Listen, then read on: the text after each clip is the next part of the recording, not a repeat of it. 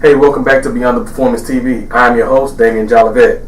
This is the first of a two-part series on dealing with cowards and critics, better known to you as haters. So what makes a critic? Simply put, they are people who know it all and supposedly have a solution for everything. They always see the flaw in others and never point the finger at themselves. In part 1, we will discuss the critics that you deal with on your team, and in part 2, we'll discuss the critics in the media. So stay locked in right here on BTP TV.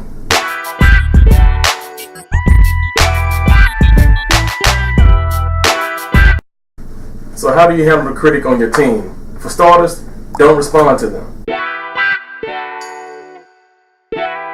When you respond to the critic, you give them fuel to say more things to get under your skin. The less you respond to them, the more they'll start to wonder about you and become frustrated with themselves because they can't crack you. You have to stay mentally in tune with yourself and always remember that athletics is more than just a physical affair. If your mind is gone, your game is gone as well.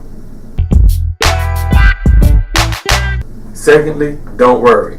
I know that sounds easier said than done. And perhaps you're an underclassman and you're ahead of an older guy politicking for the spot. They do this in many ways. One, they will try to become a coach themselves and try to coach you into playing the way that they want you to play.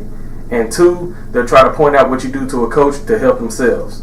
Now the question is, why would you worry about someone or something that is behind you? Leave them where they are, and if they were doing something so good and so right, they wouldn't be where they are, which is behind you.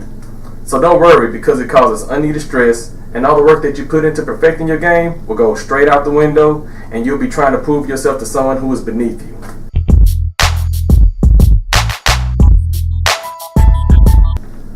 Lastly, learn how to filter what they say.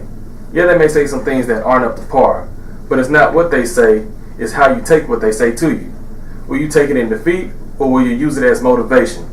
Channel those remarks of what they say you can't do into what you can do. Not only that, it will help you develop tough skin. You're always going to have people saying things about you, but it's how you take what they say that makes the difference.